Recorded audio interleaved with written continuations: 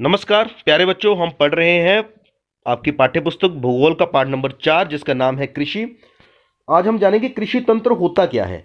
बच्चों, खेती को एक तंत्र के रूप में भी देखा जा सकता है। मतलब ये पूरी इसकी प्रक्रिया होती है जिसमें सबसे पहले निवेश होता है। निवेश मतलब जिसको हम इंग्लिश में इन्वेस्टमेंट कहते हैं। कोई भी काम करने के लिए पहले हम निवेश करते हैं, मतलब अपनी तरफ से कुछ उसमें डालते हैं। जैसे आपने कोई दुकान भी खोलनी है तो सबसे पहले उसमें सामान डालेंगे, तो सामान डालना मतलब हमने निवेश किया।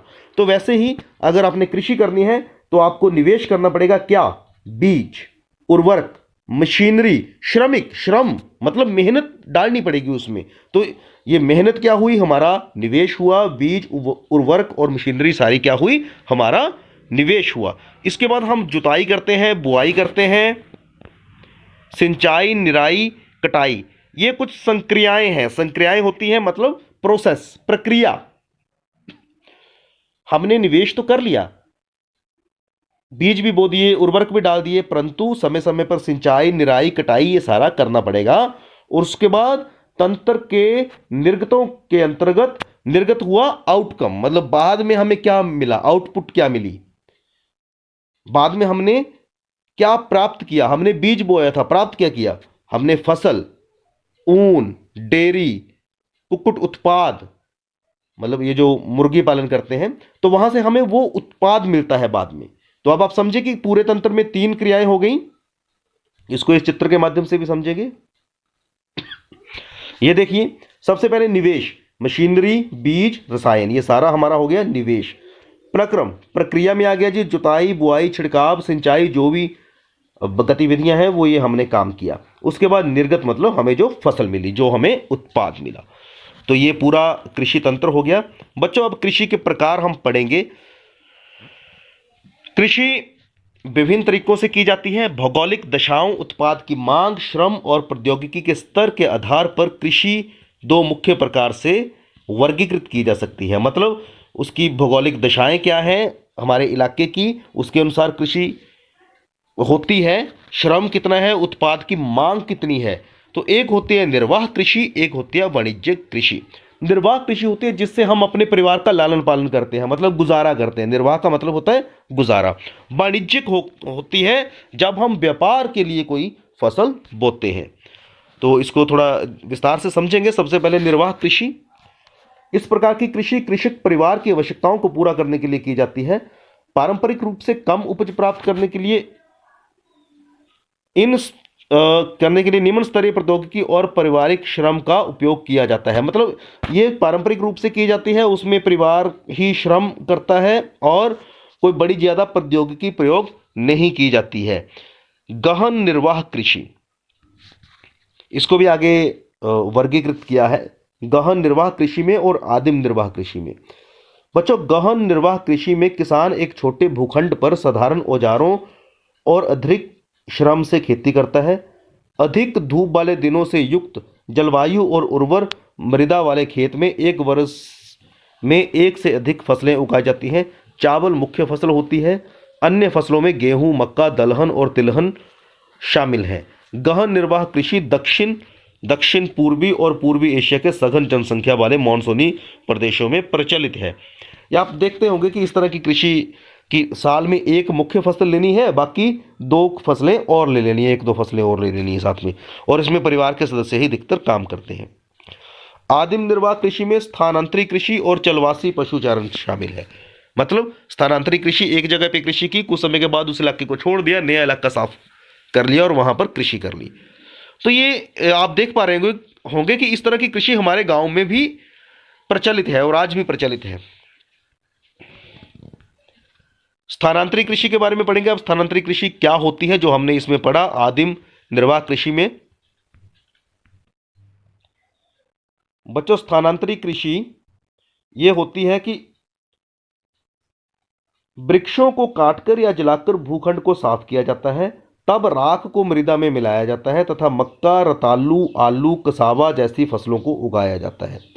भूमि की उर्वरता की समाप्ति के बाद वह भूमि छोड़ दी जाती है और कृषक एक नए भूखंड में चला जाता है।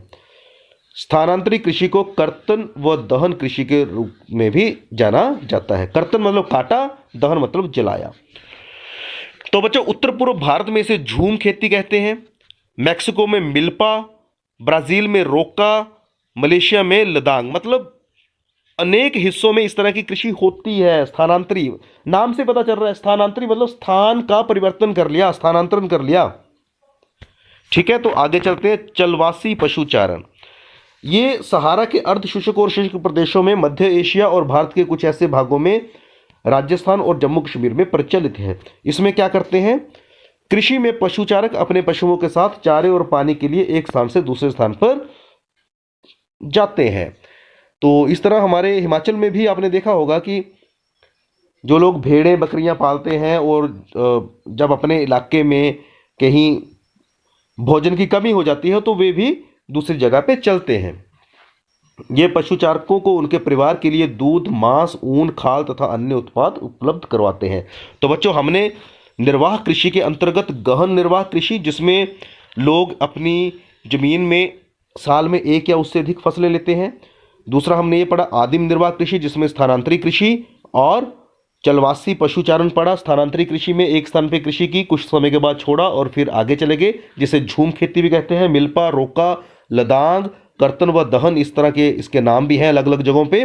चलवासी पशुचारण में लोग एक जगह से दूसरी जगह चलते रहते हैं, जिसमें मुख्यतः भेड़ पालन करने वाले, बकरी को पालने वाले और ऊंट पालने वाले लोग होते हैं, याक पालने वाले लोग होते हैं। और ये दूध, मांस, ऊन, खाल तथा अन्य उत्पाद इनको इनके पशुओं के द्वारा उपलब्ध हो जाते हैं।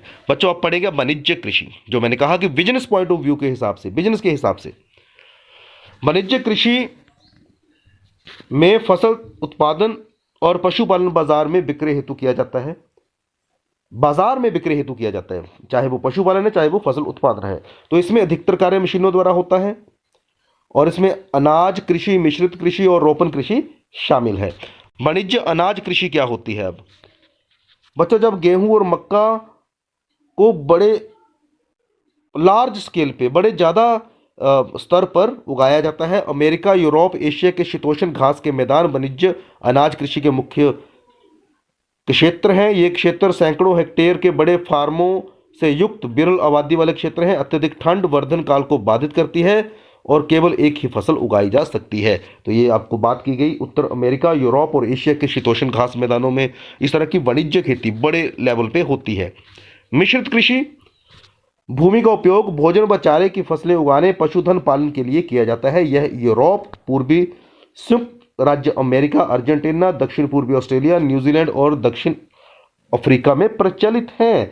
इसमें मिश्रित मतलब मिश्रण के रूप में किया जाता है, जिसमें पशुधन पालन भी साथ में होता है, साथ में फसलें भी उगाई जाएंगी, साथ में चारा भी उगाया जाएगा। तो बच्चों आगे है रोपण कृषि। रोपण कृषि क्या होती है? यह भी एक किस्म के वाणिज्य कृषि है, जहां चाय, कहवा, काजू, रबड़, केला, कपास की एकल फसलें उगाई जाती हैं। इसमें रोपण किया जाता है। रोपण मतलब बोया, रोपा जाता है। इसमें बृहद पैमाने पर श्रम और पूंजी की आवश्यकता होती है। उत्पादन का प्रसंस्करण खेतों पर ही या निकट के कारखानों में किया जाता है। इस प्रकार इस कृषि में परिवहन जाल के विकास की अनिवार्यता होती है। और रोपण कृषि के मुख्य क्षेत्र विश्व में कहाँ कहाँ है? मलेशिया में रबड़, ब्राज़ील में कहवा, भारत और श्रीलंका में चाय इसके उदाहरण हैं। तो ये रोपण कृषि है, जिसको सिर्फ वाणिज्यिक कृषि के रूप में किया जाता है, जिसका मकसद होता है किसान की आय में वृद्धि करना और लोगों की ज़रूरतें पूरी करना।